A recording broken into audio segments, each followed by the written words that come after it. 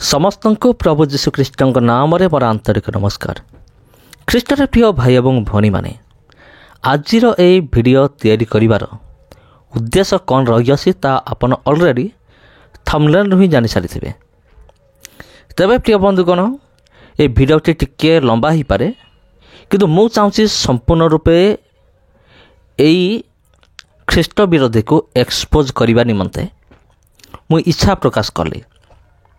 से मत चलतु प्रिय बंधुगण आज वीडियो टिके लंबा ही पारे किंतु आमे याकू आज उचित जवाब दबा आउ केतोटी प्रश्न आमे पचारिबा। जदि या देहर सेतिक दम थिबो तबे मोर प्रश्नर उत्तर से दब। आउ से कहितला काउंटर वीडियो करिया पई तबे ठीक अछि ने एटा होछि तो पई गुडे काउंटर वीडियो मु बनैली। मु या विषय मु कहू अछि ये नुआ नुआ चैनल खोली आ मु देखि आसुची बहुत दिन ये जीशु विरुद्ध रे आउ ख्रीस्टियन लोक मान विरुद्ध रे कथा कही चली। तेणु मु भाविली जे चुप बसिले हेब नाही याकू पाने निहाती दरकार याकू आ सेथिने मते ए वीडियो मु बनैली। तबे प्रिय बंधुगण तपी मिश्र परे ये वीडियो तैयारी करूची काहेकि आपण भल भाव जानिथिबे एटा होची बहुत साधारण ज्ञान। कारण तपी मिश्र जेपरी धर्मर सहारा नहीं कि निजकू फेमस कला आ ये चाहूँगी मु भी टुंगुरु भल भाया मु भी फेमस होइजिबी तपी मिश्र परी फेमस होइजिबी। टुंगुरु भल कथा मन अछि आपनकर आपण सर्च करंतु यूट्यूब रे आपण आसीजिवो। तबे ये होची सही टाइप रो ये कहछि मु मध्य फेमस हेबी मु भी विख्यात हेबी। तबे प्रिय बंधुगण यार चैनल नाम मु मेंशन करदेवी आपण क्लिक करके चैनल को पहुँची पारे जदि आप चाहते यार ख्रीष्ट विरोधी वीडियो गुड़िक देखा किसी न जानी न शुणी अल्प बाइबल ज्ञान थी कि ये कौन कौन पूरा बाइबल को एक्सपोज कर ये जीशु को ही एक्सपोज कर। आज देखा वीडियो रे यार दम केते अच्छी आज टेस्ट करवा। जमीक आप जानी राम भक्त हनुमान भक्त आ सेमिति ये हूँ तपी भक्त ठीक जानी ये हूँ तपी भक्त। तबे प्रिय बंधुगण आउ गोटे विषय मुझे कहबी जे ये हूँ तपीर अईठा खिया कुकुर बोली मु कहबी। तबे प्रिय बंधुगण ए वीडियो निहाती भाव माने ए मूर्ख पाखरे पहुँचवा दरकार जे कि बाइबल को एवं जीशु को एक्सपोज करने बहुत दिन चेष्टा करुच्ची एवं फेमस हाँ चेष्टा करुच्ची। तेणु आप निहाती भाव अधिक रूप से ये वीडियो को लाइक करंतु कमेंट करंतु एवं शेयर करंतु। आपण मत भावुए मुझे सब कहीं कहूँ मु लाइक कहीं मागुची मो कमेंट कहीं मागुची। तबे प्रिय बंधुगण यूट्यूब गोटे रूल अच्छी जो वीडियो उपरे बेसी लाइक आसीबो बेसी कमेंट आसीबो बेसी शेयर करेंगे से वीडियो बेसी भाइराल हम आउ से वीडियो कौन हम ना जहाँ पाखरे आपण पहुँचापी चेष्टा करुवे ता पाखरे जाकि पहुँचब। से निमंते मोर अनुरोध विशेष अनुरोध ये वीडियो को लाइक कमेंट एवं शेयर यथेष्ट परिमाण करंतु। तबे चलतु प्रिय बंधुगण ये कौन कौन कही अच्छी यार गोटे वीडियो मुझे देखुली जे जीशु होउछन स्वार्थपर जीशु स्वार्थपर आ से वीडियो मुझे देखेबी आपको पर क्लिप गुड़ देखेबी किंतु ये कौन कौन से कही ताकू नहीं आमे या जवाब दबा। आ ये कहूँ कौन जीशु जीशु कौन हो तुम्हें जीशु जीशु हो ना तुम्हें ख्रीष्ट ख्रीष्ट हो ना। तबे यही मूर्ख को मुझे जनवाई चाहूँगी हईरा मूर्ख तपीर अईठा चटा कुकुर तोते मो कही रखु अच्छी तू कहू जीशु जीशु हो ना तबे तू कहीं राम राम हो तू कहीं कहू जीशु जीशु हो ना आ तो पर आमे 1000 जन को बापा बोली डाकिबो कि कही था कि हईरे मूर्ख आमर गोटे मात्र बापा से होचंते जीशु। तेणु आम आमर बापा जी आम ताको आम बापा बोली डाकिबो तो भली 1000टा बापा को आम बापा बोली डाकी पारिबो नाही एटा मन रख। आ तू कौन कहूँ मो बाइबल रू तुमको शिखाइबी तू पुणी आमको बाइबल शिखेबू तोर दम अच्छे आमको बाइबल शिखापी आ तोर तो निजर हिंदू धर्मशास्त्र ज्ञान ना हईरे मूर्ख गोबरखिया भक्त तोर निजर हिंदू शास्त्र ज्ञान ना तू पुणी आमको बाइबल शिखेबू जा आग निजर हिंदू शास्त्र को भल कि पढ़ी आ जे तो तुम वेद अच्छी पुराण अच्छी सो पढ़ी आस तापर आम विषय कथबार्ता हब।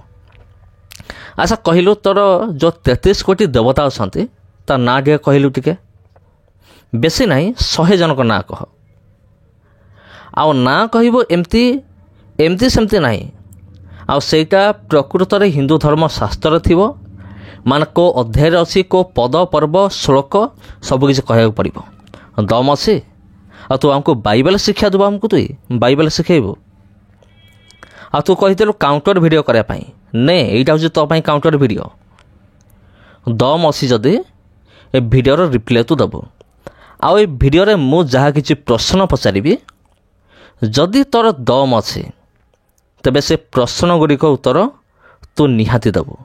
ठीक अच्छे मु तते केतोटी प्रश्न पचारुछि आउ से प्रश्नर जवाब ठीक ठीक से देबू।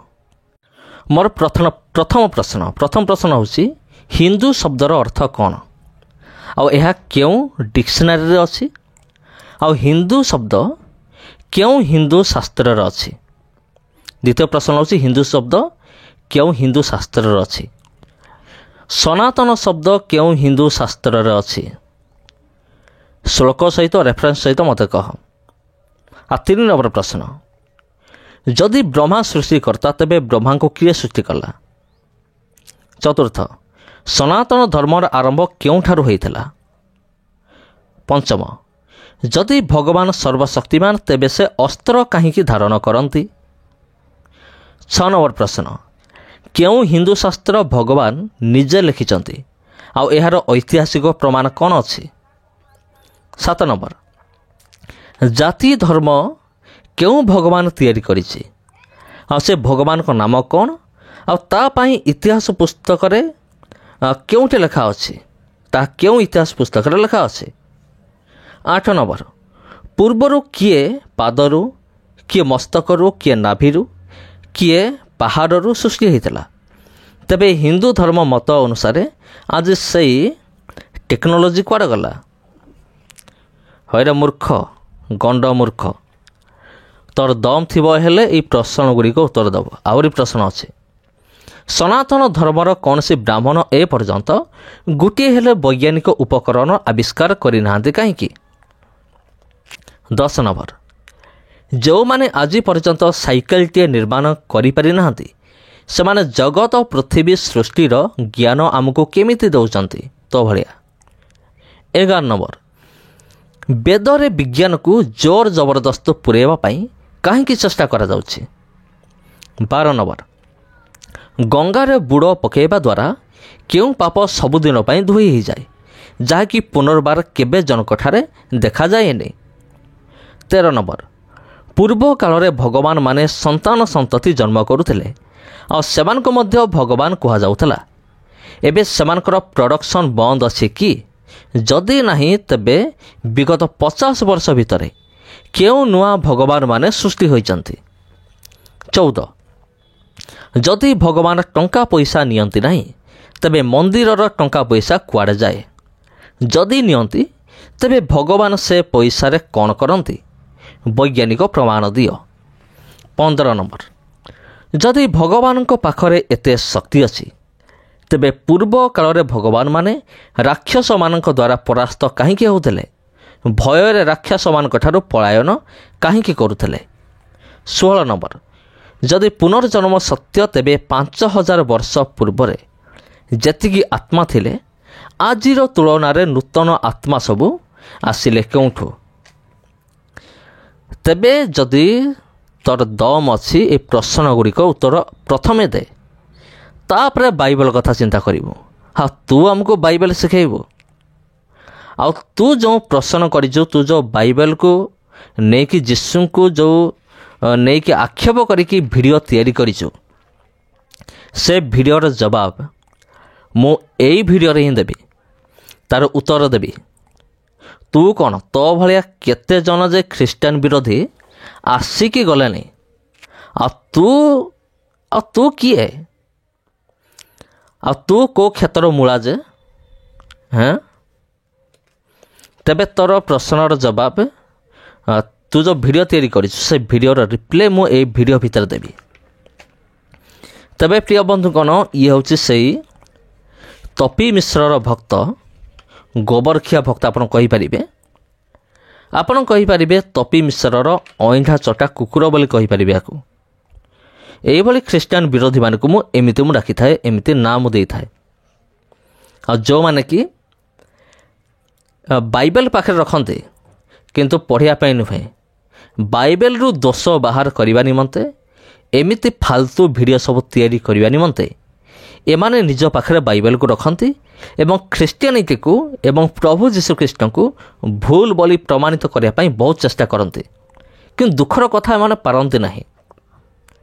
କାରଣ ଏମାନଙ୍କ ଭିଡ଼ିଓରେ ଏମାନଙ୍କ ପାଖରେ କୌଣସି ସତ୍ୟତା ଥିଲେ ତ ଏମାନେ ପାରିବେ, ଏମାନଙ୍କ ପାଖରେ ତ କୌଣସି ସତ୍ୟତା ନାହିଁ। ତେବେ ପ୍ରିୟ ବନ୍ଧୁଗଣ, ଏହାର ଉତ୍ତର ଦେବା ପୂର୍ବରୁ ମାନେ ଏଇ ଯେଉଁ ବ୍ୟକ୍ତି ଜଣକ ଆଉ ଏଇ ଯେଉଁ ତପିର ଚାକର ଆପଣ କହିପାରିବେ, ତା'ର ଭିଡ଼ିଓର ଉତ୍ତର ଦେବା ପୂର୍ବରୁ ମୁଁ ତା'ର ଚ୍ୟାନେଲକୁ ଟିକେ ଦେଖେଇବି ଇଏ କେଉଁ ଭଳିଆ ଭିଡ଼ିଓ ସବୁ ଇଏ କ'ଣ କରୁଛି, ତିଆରି କରୁଛି। ତେବେ ଚାଲନ୍ତୁ ଆମେ ଦେଖିବା। ତେବେ ପ୍ରିୟ ବନ୍ଧୁଗଣ, ଏଇଟା ଦେଖିବାକୁ ପାରୁଛନ୍ତି, ଏଇଟା ହେଉଛି ତା'ର ଚ୍ୟାନେଲ, ଯାହାର ନାଁ ସେ ରଖିଛି ପ୍ରଦେଶ ପ୍ରୋ ମାର୍କ୍ସ। ସବସ୍କ୍ରାଇବର 416 ଅଛନ୍ତି, 19ଟା ଭିଡ଼ିଓ ଅଛି। ଏହାର ପ୍ରତ୍ୟେକ ଭିଡ଼ିଓକୁ ଆପଣ ଦେଖନ୍ତୁ। ଏହାର ପ୍ରଥମ ଭିଡ଼ିଓକୁ ଆମେ ଯିବା। ଏଠି ଫିଲ୍ମକୁ ନେଇକି ଭିଡ଼ିଓ ତିଆରି କରିଥିଲା, ମୋନାଲିସାକୁ ନେଇକି। ତାପରେ ଯେତେବେଳେ ମାନେ ସନାତନୀ କର୍ମୀ ଧର୍ମ ଯେତେବେଳେ କଣ୍ଟ୍ରୋଭର୍ସି ଆରମ୍ଭ ହେଲା, ସେତେବେଳେ ସେ ଗୋଟେ ଭିଡ଼ିଓ ତିଆରି କରିଥିଲା ବଡ଼ ପରଦାକୁ ଆସିବା ଆଗରୁ ବଡ଼ ବିବାଦରେ। ଭ୍ୟୁ ଦେଖନ୍ତୁ, 2500 ଭ୍ୟୁ ମାତ୍ର। କିନ୍ତୁ ଯେତେବେଳେ ସେ ତପି ମିଶ୍ରକୁ ସପୋର୍ଟ କରିକି ସେ ଭିଡ଼ିଓ ତିଆରି କଲା, ଦେଖନ୍ତୁ ଭ୍ୟୁ ଦେଖନ୍ତୁ, 14,000 ଭ୍ୟୁ। ଏଇଟା ଦେଖନ୍ତୁ ପୁରା ଲାଷ୍ଟରେ ଅଛି, ତପି ମିଶ୍ର ଖ୍ରୀଷ୍ଟିଆନମାନଙ୍କର ବୋପା। ଇଏ ବାପରେ, ତପି ମିଶ୍ର ତୋର ବୋପା ହେଇଥିବ, ଆମର ନୁହେଁ। କାରଣ ତପି ମିଶ୍ରକୁ ଏମିତି ଆମେ ଡୋଜ୍ ଦେଇଛୁ, ତା ଜୀବନରେ କେବେ ଭୁଲିବନି କି ସେ କେବେ ଭିଡ଼ିଓ ତିଆରି କରିବନି। ଜାଣିଛୁ ନା ନାହିଁ? ତୋ ବୋପାକୁ ଯାଇ କହିଦେ, ତପି ମିଶ୍ର ଖ୍ରୀଷ୍ଟିଆନମାନଙ୍କୁ ବୋପା ଲେଖିଛି, ତୁମ ଲାଇଫ୍ ଷ୍ଟାଇଲ୍ର ହିରୋ। ଇଏ ବୋପା ଲାଇଫ୍ ଷ୍ଟାଇଲ୍, ପାଉଡ଼ର ଖିଆ ବଡ଼ି, ଏରା ରହିବ ନାହିଁ ରେ ପୁଅ। ତପି ମିଶ୍ର ବୋପା @ ତପି ମିଶ୍ର ଅଫିସିଆଲ, ଏଇଟା @ ସେ ରଖିଥିବ ନିଶ୍ଚିନ୍ତ ଭାବରେ। ତାପରେ ଏଠି ଲେଖିଛି ତପି ମିଶ୍ର ଖ୍ରୀଷ୍ଟିଆନମାନଙ୍କ ବୋପା, ଖ୍ରୀଷ୍ଟିଆନମାନଙ୍କ ବିରୁଦ୍ଧରେ ଭିଡ଼ିଓ ବନାଇଲା। ତାପରେ ଖ୍ରୀଷ୍ଟିଆନ ଧର୍ମ ବୋଲି କିଛି ନାହିଁ, ଧର୍ମ ନାଁରେ ଧନ୍ଦା ଚାଲିଛି, ଏଇଟା ଗୋଟେ ଭିଡ଼ିଓ ସେ ତିଆରି କଲା। ଏଠି ବି ଅବଶ୍ୟ ଏତେ ଭ୍ୟୁ ଆସିନି। ଖ୍ରୀଷ୍ଟିଆନ ଧର୍ମ ବୋଲି କିଛି ନାହିଁ, ଏଠି ବି ଖ୍ରୀଷ୍ଟିଆନ ଲୋକମାନଙ୍କୁ ଟାର୍ଗେଟ୍ କରିକି ସେ ଭିଡ଼ିଓ ବନାଇଲା। ତ ପ୍ରିୟ ବନ୍ଧୁଗଣ, ପ୍ରାୟ ମାସେ ପାଖାପାଖି ହେଲାଣି ଏ ଖ୍ରୀଷ୍ଟିଆନମାନଙ୍କୁ ଟାର୍ଗେଟ୍ କରି ସେ ଭିଡ଼ିଓ ବନାଉଛି। ନୂଆ ଚ୍ୟାନେଲ, ଭାଇରାଲ୍ ହେବା ପାଇଁ ଚାହୁଁଛି ଟୁଙ୍ଗୁରୁ ଫଳ ଭଳିଆ, ଟୁଙ୍ଗୁରୁ ଏବଂ ବର୍ଷା ଭଳିଆ, ଆଉ ସେଥିପାଇଁ ଏମିତି ଭିଡ଼ିଓ ତିଆରି କରୁଛି। ଆଉ ତପି ମିଶ୍ର ଭଳି ବି କହିଲା ସେ ଭାଇରାଲ୍ ହେଇଗଲା, ମୁଁ ବି ଖ୍ରୀଷ୍ଟିଆନ ବିରୁଦ୍ଧରେ ଭିଡ଼ିଓ ବନେଇବି, ମୁଁ ବି ଭାଇରାଲ୍ ହେଇଯିବି। ଇଚ୍ଛା ତ ନଥିଲା ୟା ବିଷୟରେ ଭିଡ଼ିଓ ତିଆରି କରିବା ପାଇଁ, କିନ୍ତୁ ମୁଁ ଭାବିଲି ୟାକୁ ଉଚିତ ଜବାବ ନ ଦେଲେ ହେବନି। ସମୟ ଥାଉ ସୁଧୁରି ଯାଅ ଖ୍ରୀଷ୍ଟିଆନମାନେ। ତୁ କିଏ ବେ ତୁ? ତୁ ଆମକୁ ଧମକ ଦେଉଛୁ? ସାମନାକୁ ଟିକେ ଆସିଲୁ ଟିକେ, ଆଉ ତୋର ଦମ୍ କେତେ ଜଣାପଡ଼ିବ। ସମୟ ଥାଉ ସୁଧୁରି ଯାଅ ଖ୍ରୀଷ୍ଟିଆନମାନେ। ରିପ୍ଲେ ଟୁ ପୂର୍ଣ୍ଣିମା ଏ ଭଉଣୀକୁ ଟାର୍ଗେଟ୍ କରିକି ଇଏ ଭିଡ଼ିଓ ତିଆରି କରିଛି।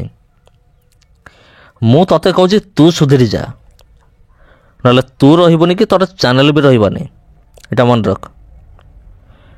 तापर एटा तापर से पूर्णिमा को लेकिन 3टा वीडियो बनई आ पूर्णिमा को मिलला प्रश्न और उत्तर को प्रश्न पचारि मत हेल्ले पचारि था मु जो प्रश्न पचारि आउ ता उत्तर दे आग मु जो प्रश्न पचारि तार दम असी तार उत्तर दे जना पड़ तू केते बड़ ज्ञानी तोर दम केते जना पड़ आ तू प्रश्न उत्तर देबू मो प्रश्न उत्तर देलु टिके देखी जदि तोर दम असी आउ धन्यवाद ख्रीस्टान भाई भौणी मान को एटा कहीं धन्यवाद देछि मु जाने बोधे भाइराल हो गला बोली धन्यवाद देछि आउ एटा क्रिकेटर वीडियो छाड़तु तपी मिश्र समय थाउ थाउ सुधरी जाओ एटा एक्चुअली तपी मिश्र पई नाही से एक्चुअली ख्रीस्टियन लोक तैयारी करिछि ए जो पिला को आपण देखुचंती ए जो झियो पाखरे जी अछि लास्ट रे देखंतु आउ एई पिलाटा एमिति गाली करिछि माने खराब खराब भाषा रे काकू तपी मिश्र को ये देखिकी माने तपीर अइठा चोटा कुकुर ये सही पालानी ये कहला मु भी गोटे वीडियो बनई देबी आ ख्रीस्टियन चोर मान को माड़ हब अरे मूर्ख तू हूँ प्रकृत चोर तुम्हें माने चोरी कर तुम्हें आउ दोष दबा आम को चोर टाउटर कौटिकार आसीच आमको धमक दौचु तापर आउ गोटे किट यूनिवर्सिटी तापर देखंतु तापर आउ देखंतु नहीं नहीं नहीं तापर एटा यही भिडियोटा मुझे देखुली जीशु गोटे स्वार्थपर मनीष मु कहूनी बाइबल कहूँ जोटा नहीं कि एबे मु एक्सपोज कली एक्सपोज करी एबे आउ टिके परे माने बाइबल नहीं कि प्रकृत तार अर्थ कौन अनेक ख्रीस्टान भाई भौणी माने भी कन्फ्यूज हो जाती यार अर्थ कौन या भी जवाब मिल जाव आउ ये देखो ये टार्गेट करी 2 जन को मिनिस्ट्री ऑफ ओडिशा तंकर चित्र अच्छी कोट पिंधिकी जे भाई जन अच्छा आमर लिंगराज भाई को भी टार्गेट करके 2 जन को ना मेंशन करी किंतु मो ना मेंशन करनी से जहाँ भी हो आउ गोटे दिन पूर्व से वीडियो करथिला कौन जीशु को जो मैंने भगवान बोली मानिबे से माने स्वर्ग राज्य को जाई परिबे नाही या को एतिक भी जना नहीं जीशु को आमे माने केबे भी भगवान बोली आमे कहूनो जीशु को आमे माने ईश्वर बोली आमे विश्वास करू ए मूर्ख को सेतिक भी जना नहीं आउ ये आसी हमको बाइबल शिक्षा देव हमको बाइबल शिखेब ये से स्वर्ग राज्य को जाई परिबे नाही एमती मूर्ख मान को आपण कौन जवाब देबे आपण तो कमेंट करंतु टिके आपण टिके कमेंट करंतु माने या विषय रे कौन जवाब रखिचंती आपण या विषय रे आउ तबे ये भी 2 जन को टार्गेट करिछि ये टार्गेट करिछि मिनिस्ट्री ऑफ ओडिशा आउ एडी उड़िया कौन कौन हो टार्गेट करिथिबो आउ एटा हूँ तार चैनल धर्मर सहारा नहीं कि एम भावुं आम फेमस हो तेरे प्रिय बंधु कौन चलते आम आगे जावा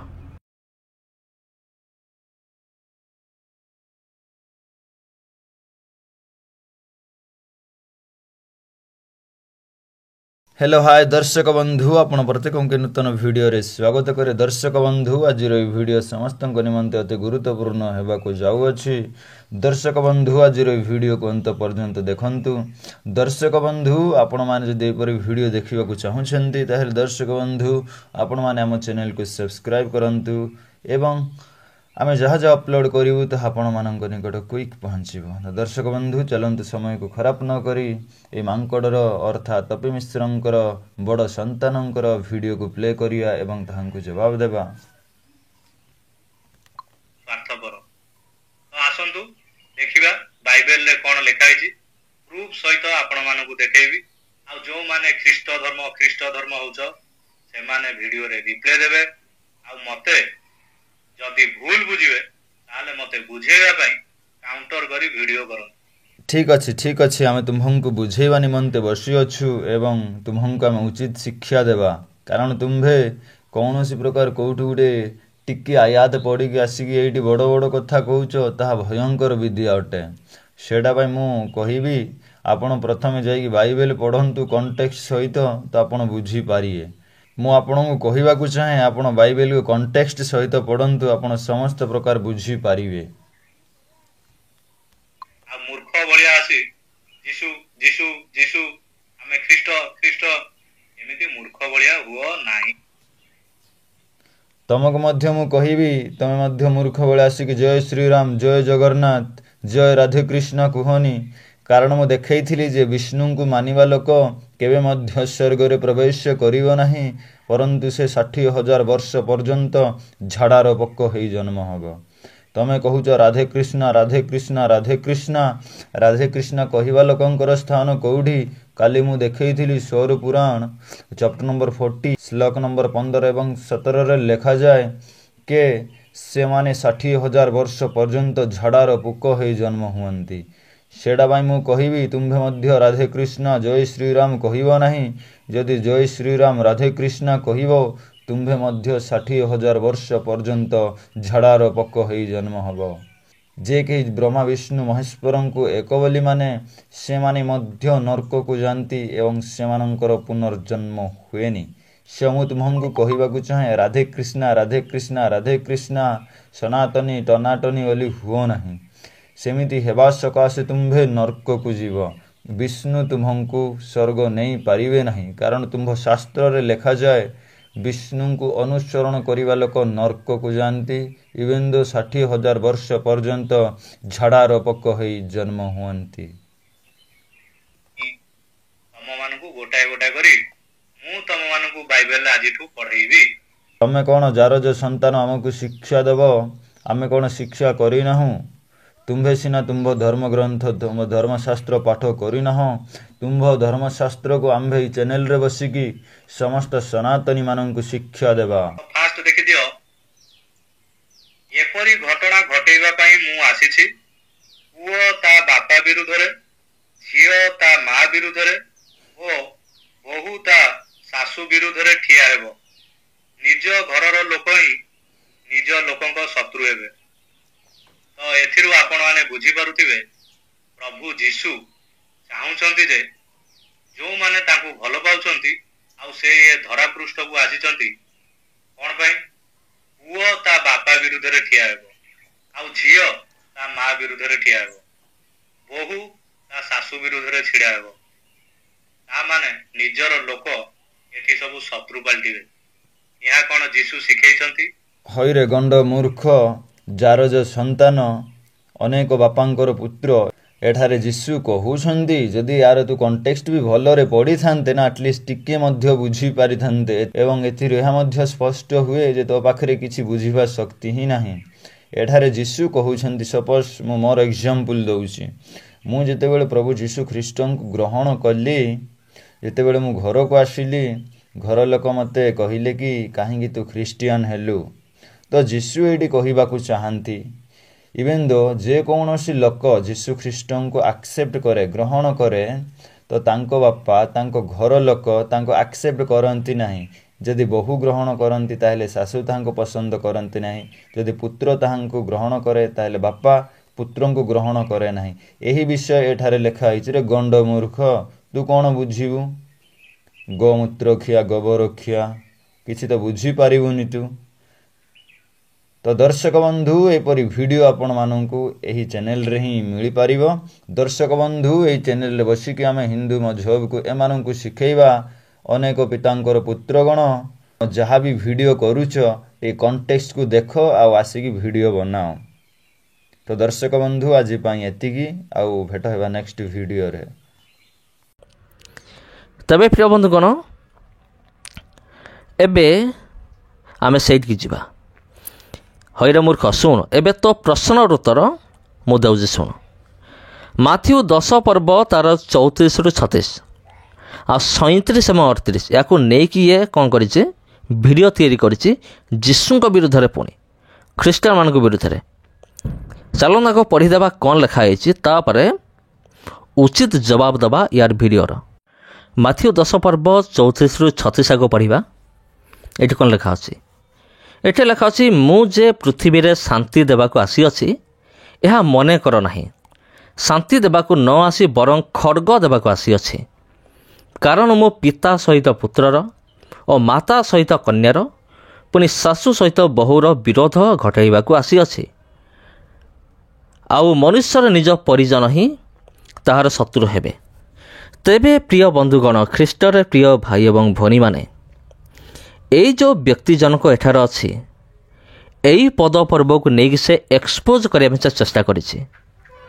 ଆଉ ମୁଁ ପୁରା 100% ଗ୍ୟାରେଣ୍ଟି ଦେବି, ମାନେ ଏଇ ଭିଡ଼ିଓକୁ ସେ ଗୋଟେ ହିନ୍ଦୀ ଚ୍ୟାନେଲରୁ କପି କରିଛି।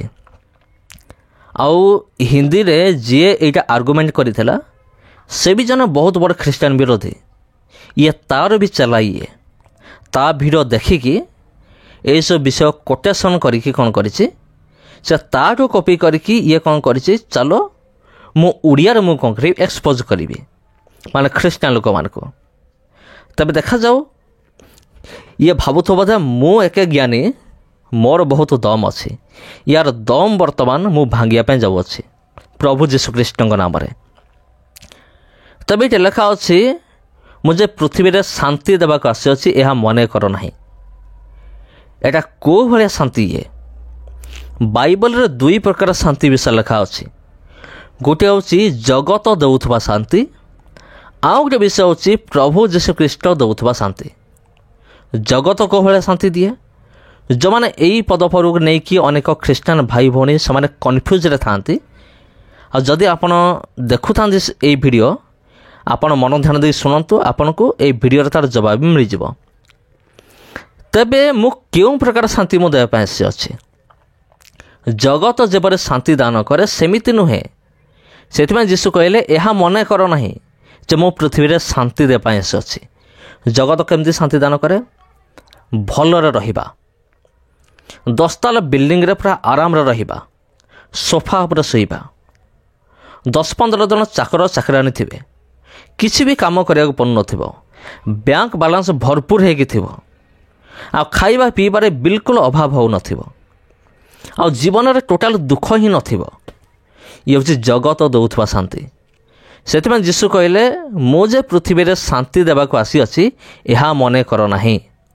ମାନେ ମୁଁ ଜଗତରେ ଶାନ୍ତି ଦେବା ଆସିନାହିଁ। ମୁଁ କେଉଁ ଭଳିଆ ଶାନ୍ତି ଦେବା ଆସିନାହିଁ? ଜଗତ ଯେପରି ଶାନ୍ତି ଦାନ କରେ ସେମିତି ଶାନ୍ତି ମୁଁ ଦାନ କରିବା ନିମନ୍ତେ ଆସିନାହିଁ। ଏବେ ସେ ମେନ୍ ଟପିକ୍କୁ ଯେଉଁଟାକୁ ନେଇକି ଇଏ ପ୍ରଶ୍ନ ଉଠାଇଛି ଯୀଶୁଙ୍କ ଉପରେ ଏବଂ ଖ୍ରୀଷ୍ଟିଆନ ଲୋକମାନଙ୍କ ଉପରେ। ଶାନ୍ତି ଦେବାକୁ ନ ଆସି ବରଂ ଖଡ଼ଗ ଦେବା ପାଇଁ ଆସିଅଛି। 35 କାରଣ ମୋ ପିତା ସହିତ ପୁତ୍ରର ଓ ମାତା ସହିତ କନ୍ୟାର ପୁଣି ଶାଶୁ ସହିତ ବୋହୂର ବିରୋଧ ଘଟାଇବାକୁ ଆସିଅଛି। ତେବେ ଖ୍ରୀଷ୍ଟରେ ପ୍ରିୟ ଭାଇ ଏବଂ ଭଉଣୀମାନେ ଟିକେ ଧ୍ୟାନ ଦିଅନ୍ତୁ। ଲେଖା ଅଛି ଶାନ୍ତି ଦେବାକୁ ନ ଆସି ବରଂ ଖଡ଼ଗ ଦେବା ପାଇଁ ଆସିଅଛି। ଏଠି ତ ପ୍ରଭୁ ଯୀଶୁଖ୍ରୀଷ୍ଟ କହୁଛନ୍ତି ମୁଁ ବିରୋଧ ଜନ୍ମେଇବି, ମୁଁ ହତ୍ୟା କରିବି, ମୁଁ ହିଂସା କରିବି। କ'ଣ ପ୍ରଭୁ ଯୀଶୁ ହିଂସା କରିବା ପାଇଁ ଆସିଥିଲେ?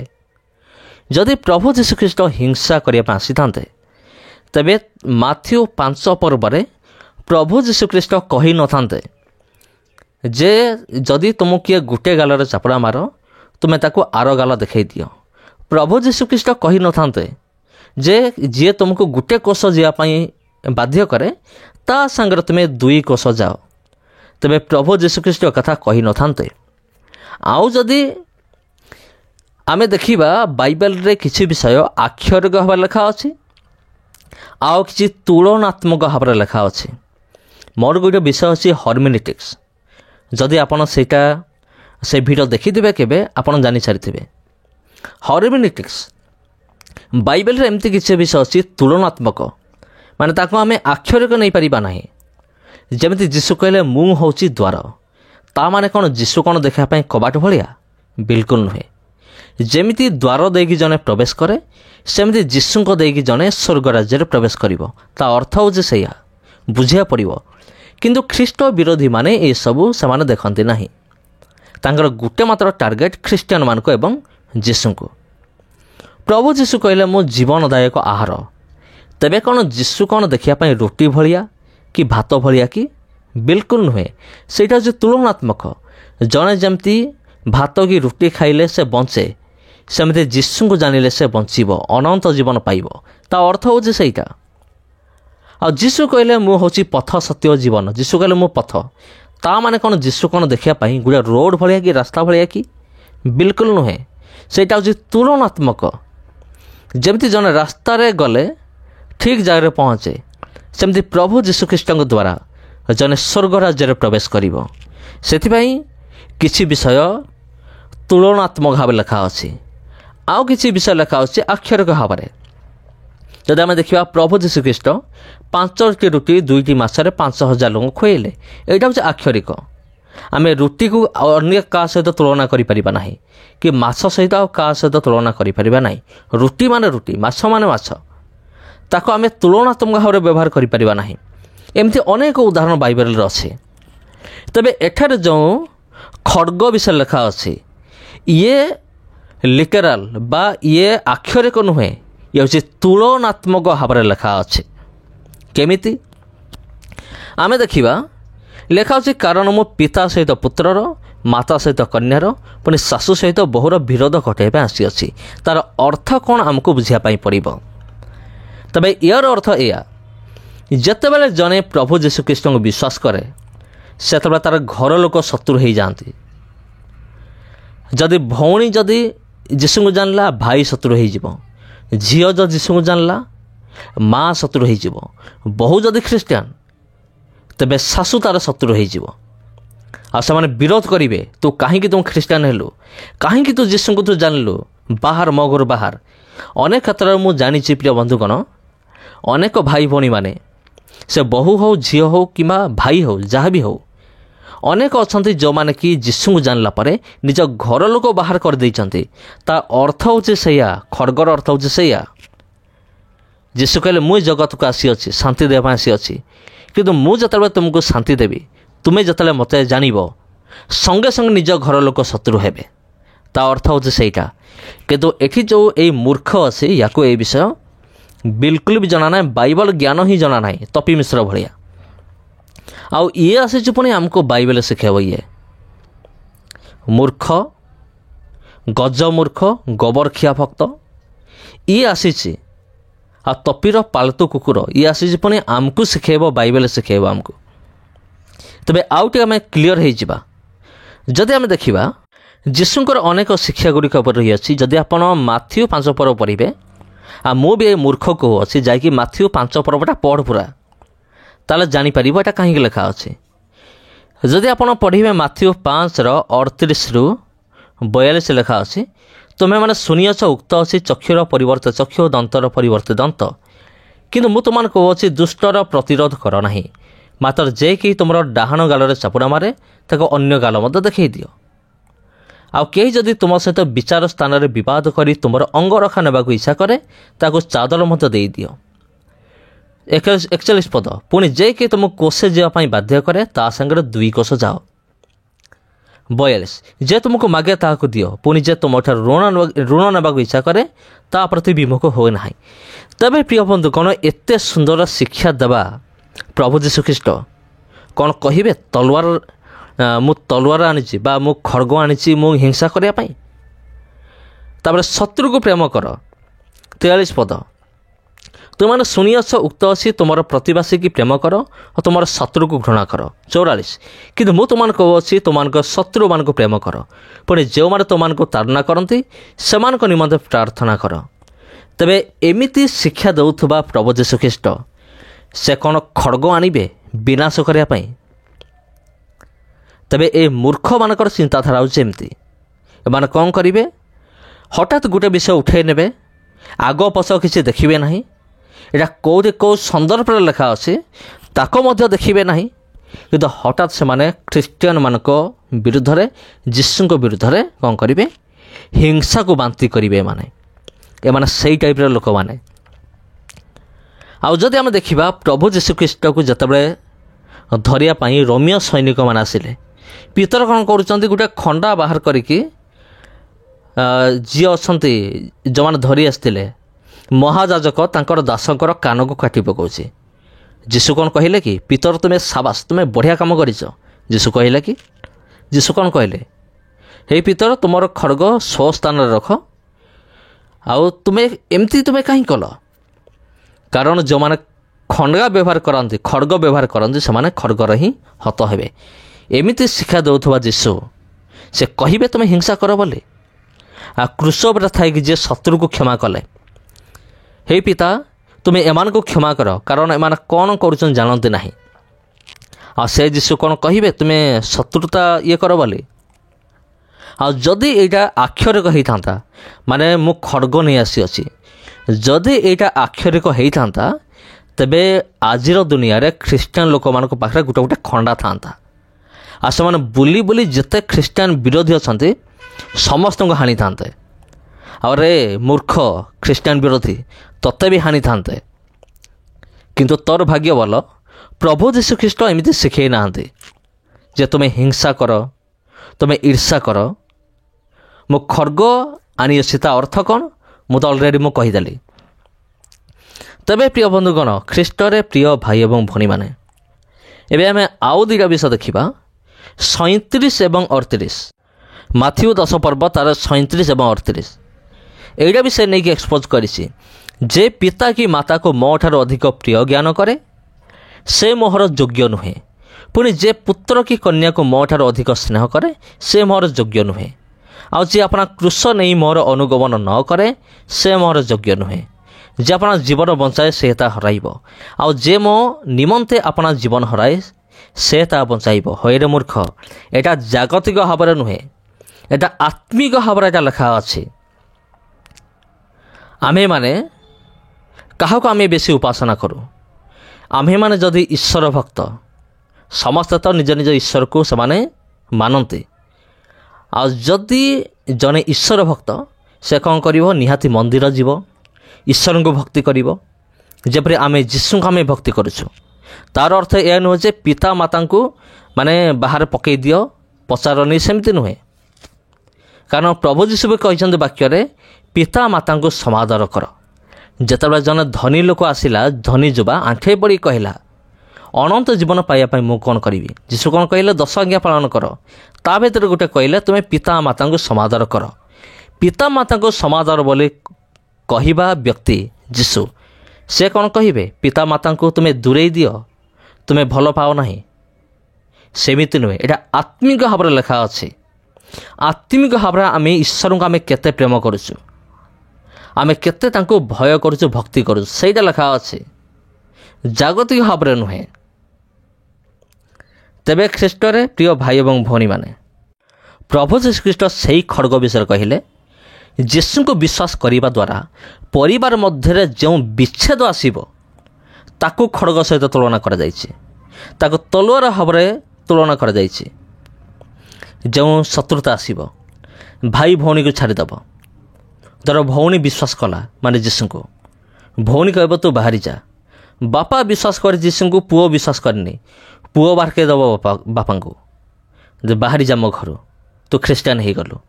ଏମିତି ଅନେକ ବିଷୟ ଅଛି, ତାକୁ ଖଡ଼ଗ ସହିତ ତୁଳନା କରାଯାଇଛି। ଏଇଟା ତୁଳନାତ୍ମକ ଭାବରେ ଲେଖା ଅଛି, ଆକ୍ଷରିକ ଭାବରେ ନୁହେଁ। ତେବେ ପ୍ରିୟ ବନ୍ଧୁଗଣ, କମେଣ୍ଟରେ ମୋତେ ଉତ୍ତର ଦିଅନ୍ତୁ ଭିଡ଼ିଓ କିପରି ଲାଗିଲା। ଆଉ ଯଦି ଚାହୁଁଛନ୍ତି ଏମିତି ଏଇ ମୂର୍ଖ ବିଷୟରେ ମୁଁ ଆଉ ଗୋଟେ ଭିଡ଼ିଓ ମୁଁ ତିଆରି କରେ, ତେବେ କମେଣ୍ଟ କରନ୍ତୁ। ସେ ଭିଡ଼ିଓରେ ବି ଆମେ ୟାକୁ ଉଚିତ ଜବାବ ଦେବା। ତେବେ ଆଜି ପାଇଁ ଏତିକି। ପୁଣି ଦେଖା ହେବ ଆପଣଙ୍କ ସହିତ ଆଉ ଗୋଟେ ଭିଡ଼ିଓରେ, ଆଉ ଗୋଟେ ଅଧ୍ୟାୟରେ। ନମସ୍କାର।